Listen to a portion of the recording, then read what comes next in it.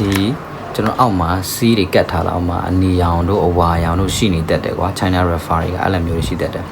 အဲ့တော့ဒါတွေက official China ကိုဖြစ်ချီတဲ့အလုံးတွေဖြစ်တဲ့အတွက်သူက region ကတော့ China region ဖြစ်တာပေါ့နော်အဲ့တော့စိတ်ပူစရာမရှိဘူးပေါ့နော်အဲ့တော့စိတ်ပူရမှာကစီးကတ်ထားတဲ့ဟာတွေပြီးတော့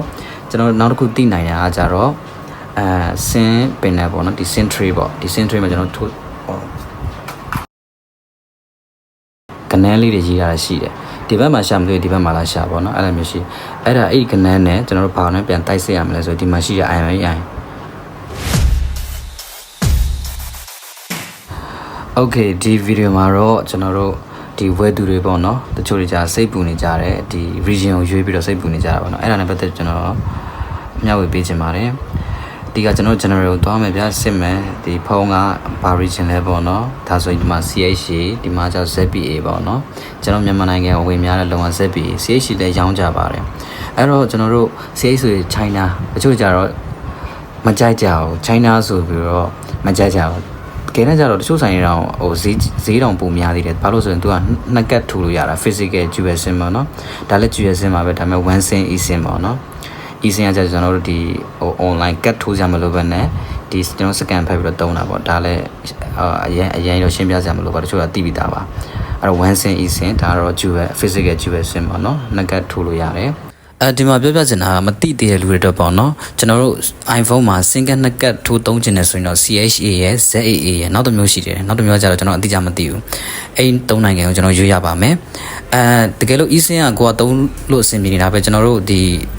single တကက်ပဲထိုးပြီးတော့နောက်တစ်ကက်ကကျတော့ eSIM သုံးမယ်ဆိုရင်တော့ဒီသုံးနိုင်ငံကလွယ်ပြီးတော့ကျန်တဲ့နိုင်ငံကိုကျွန်တော်ရွေးချယ်လို့ရပါတယ်နော်အဲ့တော့ CHA China ဆိုပြီးတော့တချို့ကကြောက်ကြတယ်ဘာကိုကြောက်ကြလဲတချို့နားလေတွေကဘာကိုကြောက်ကြလဲဆိုရင်ဟို Rafa ဖြစ်မှာကိုကြောက်တာပေါ့နော် China Rafa အဲ့တော့ China Rafa ကျွန်တော်ဘယ်လိုသိနိုင်လဲဆိုရင်အခုကကြတော့ Rafa မဟုတ်ပေါ့နော်ကျွန်တော်အဲ့ဒါကြုံလုံးရှင်းပြရမယ်ဆိုရင် China Rafa ဘာကိုစိတ်ပူရလဲဆိုကျွန်တော်တို့ဘာကိုသိနိုင်လဲဆိုရင်အဓိက C ဒီကျွန်တော်အောက်မှာ C တွေကတ်ထားလာအောက်မှာအနီရောင်တို့အဝါရောင်တို့ရှိနေတတ်တယ်ကွာ China Rafa တွေကအဲ့လိုမျိုးရှိတတ်တယ်အဲ့တော့ဒါတွေက official China ကိုဖြစ်ချီတဲ့အလုံးတွေဖြစ်တဲ့အတွက်သူက region ကတော့ China region ဖြစ်တာပေါ့နော်အဲ့တော့စိတ်ပူစရာမရှိဘူးပေါ့နော်အဲ့တော့စိတ်ပူရမှာကစီးကတ်ထားတဲ့ဟာတွေပြီးတော့ကျွန်တော်နောက်တစ်ခုသိနိုင်တာကကြတော့ဆင်းပင်နယ်ပေါ့နော်ဒီ century ပေါ့ဒီ century မှာကျွန်တော်တို့ထိုးဟိုတာထုတ်ကြည့်လိုက်မယ်အဲ့မှာကျွန်တော်ထုတ်ကြည့်လိုက်တော့ဘာဖြစ်လဲဆိုဒီမှာ IMI လေးရှိနေတယ်ကွာ IMI ရှိတာပေါ့နော်သူကဟိုအမှန်ဆိုရင်ပေါ့နော်အဲ့ဒီနီးနဲ့လည်းသိနိုင်တယ်ခဏတစ်ချက်တင်ကျွန်တော်တို့ကောင်းကောင်းသိနိုင်တယ်ဗျာအဲ့ဒီ Rafa တွေကအဲ့ဒီ C တစ်စိမ့်နဲ့လာတတ်တယ်ကွာအဲ့တော့အဲ့လိုမျိုးလုပ်နေကြတော့အဲ့ဒါ China Rafa တွေပေါ့နော်ဒါပေမဲ့အဲ့ဒီ C မှာကျွန်တော်တို့တချို့ကြတော့ sign C တွေရှိတယ်ကွာသူတို့ sign နာမည်ရဲ့ C သူတို့ဒီ net မူလီကိုဖြုတ်လိုက်မှာဆိုလို့တချို့တွေက sign မှာတက်ပြင်လိုက်ဆက်ဖွေတာဘာဖြစ်ရှိတယ်လေအဲ့တော့သူတို့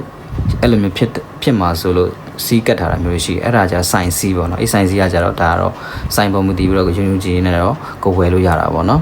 ်အဲ့လိုမဟုတ်ပဲနဲ့ဟို China လာတဲ့ Rafa အနီရောင်တို့အပြာရောင်တို့ပန်းရောင်တို့အမဲရောင်တို့ဘာညာရှိတယ်ကွာအဲ့လိုမျိုးတွေကြတော့အဲ့ဒါ Rafa လုံးနေအဲ့ဒါ China Rafa ပေါ့နော်အဲ့ဒါကြောင့်ကြောက်အဲ့ဒါတွေကအဆင်မပြေဘူးပေါ့နော်ရှိရှိတော့မကောင်းဘူးဒါတွေကကြတော့ CHA ကဒီ region ကိုပြောတာပေါ့နော်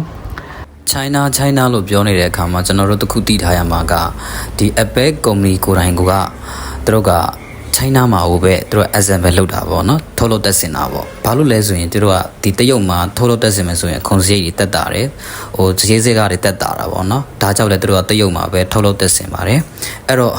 ့စိတ်ပူစရာမရှိဘူးကျွန်တော်တို့ဒီ China region လို့ပြောတဲ့ခါမှာအရင်စိတ်ပူစရာမရှိဘူးဘာလို့လဲဆိုရင်ကျွန်တော်တို့ကနိုင်ငံအသီးသီးကိုဗျာဖြတ်ချီတယ်အဲ့ဒီထဲမှာ China ကလည်းပါမှာပဲလीနော်အဲ့တော့ကျွန်တော်မပါတာကျွန်တော်မြန်မာနိုင်ငံကတာမပါတာပေါ့နော်အဲ့တော့မြန်မာနိုင်ငံမှာပါတွေရောင်းကြလဲဆိုရင် ZPA ရောင်းမယ် CH ရောင်းမယ်ပြီးတော့ ZA လည်းရောင်းမယ်ဗျာ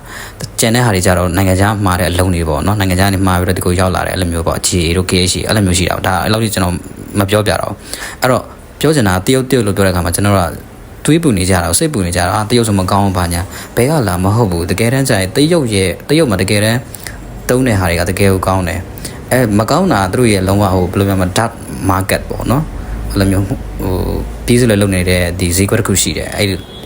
့လိုပြောချင်တာနော်အဲ့လိုလဲကျွန်တော်အဲ့ဒါနဲ့ပတ်သက်ပြီးတော့အရင်မရှင်းပြတော့အဲ့တော့ China ဆိုပြီးတော့လဲဟိုအထင်မသေးစေချင်ဘူးပေါ့နော်ဒါတော့ region ကိုပြောတာပေါ့နော်ဟုတ်အဲ့တော့ဆိုတော့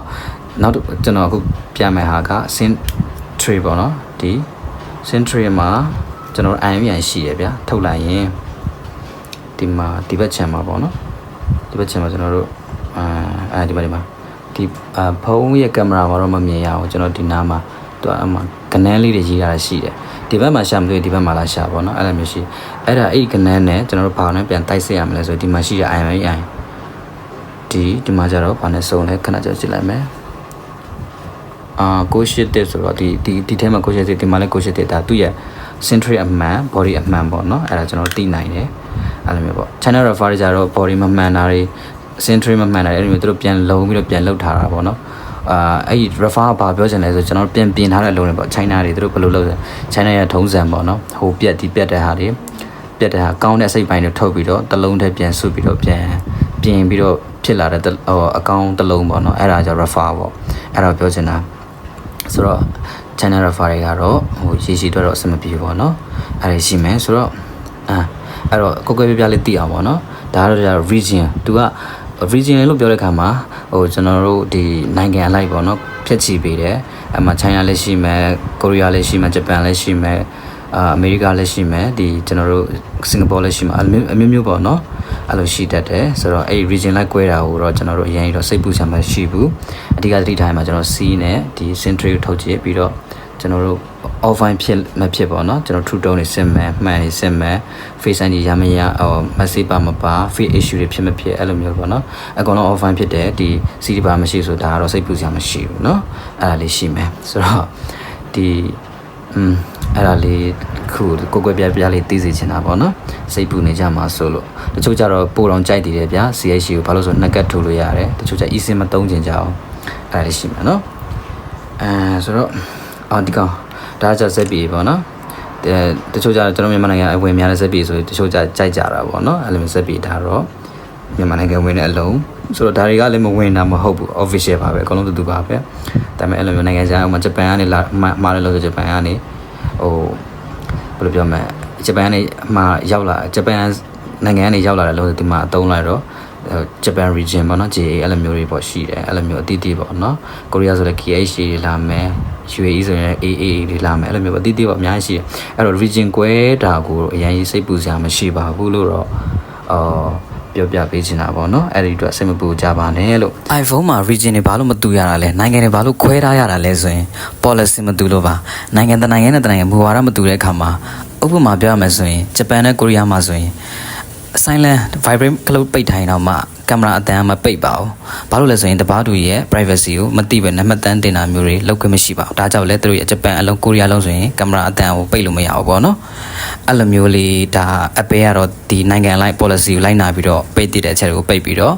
အဲ့လိုမျိုးလေးထုတ်လုပ်တာပေါ့နော်ဒါကတော့မသိသေးတဲ့လူတွေကိုပြောပြပေးခြင်းပဲဖြစ်ပါတယ်အဓိကကျွန်တော်ထိထားရမှာကဟိုဒီ C ခဏကျွန်တော်ပြောတဲ့အတိုင်း refer ဖြစ်မှာကိုပဲစိတ်ပူရမှာပေါ့နော်အဲ့အတွက်ဟိုတေချာနားလဲကျွမ်းကျင်တဲ့လူကိုခေါ်ပြီးတော့ဝယ်ယူကြပါတေချာစစ်ဆေးပြီးတော့ဝယ်ယူကြပါတော့ second ဝယ်တဲ့အခါမှာကျွန်တော်လည်းဗီဒီယိုတင်ထားပေးတာပေါ့နော်တင်ထားပေးပါတယ်ကျွန်တော် YouTube channel မှာကျွန်တော်ရဲ့ Facebook page မှာဝင်ကြည့်လို့ရပါတယ်ကျွန်တော်တေချာလေးဟိုမကျွမ်းကျင်တဲ့လူတွေအတွက်ပေါ့နော်စစ်ဆေးလို့ရအောင်ကျွန်တော်ကိုယ်တိုင်လည်းစစ်ဆေးပြပေးပါတယ်အဲ့အတွက်တော့ကျွန်တော်စီမှာဝယ်မယ်ဆိုစိတ်ချလက်ချတာဝယ်လို့ရပါတယ်ကျွန်တော်အဓိက offline ပဲကျွန်တော်ဦးစားပေးပြီးတော့ရောင်းပါတယ်ဟိုတော်တော်များကျွန်တော်ဟို fake fader တွေ true tone fader တော့ကျွန်တော်မရောင်းတာပါအဓိက offline ပဲကျွန်တော်ရောင်းပေးတာပေါ့နော်နည်းနည်းဟိုရှိမှာကဟို body အပွန်းနေပါတယ်အဲ့လိုမျိုးတွေရှိအောင်ရှိနိုင်တယ်အဲ့တော့စက်ပိုင်းဆိုင်ရာတော့ကျွန်တော် offline ပဲဦးစားပေးပြီးတော့ရောင်းလာပါတယ်ဟုတ်ကဲ့အဲ့တော့စိတ်ချလက်ချဝယ်လို့ရပါတယ်လို့ဆိုပြီးတော့ထပ်ပြီးတော့ဟိုအတိပေးခြင်းပါတယ်အဲ့တော့အဲ့ဒါလေးတခုကျွန်တော် sharing လုပ်ပေးချင်တာပေါ့နော်နောက်ကြုံသလိုတခြားကျွန်တော်နားလေတလောက်ထပ်ပြီးတော့မျှဝေပေးပါဦးမယ်အားလုံးကိုကျေးဇူးတင်ပါတယ်ကိုလပါ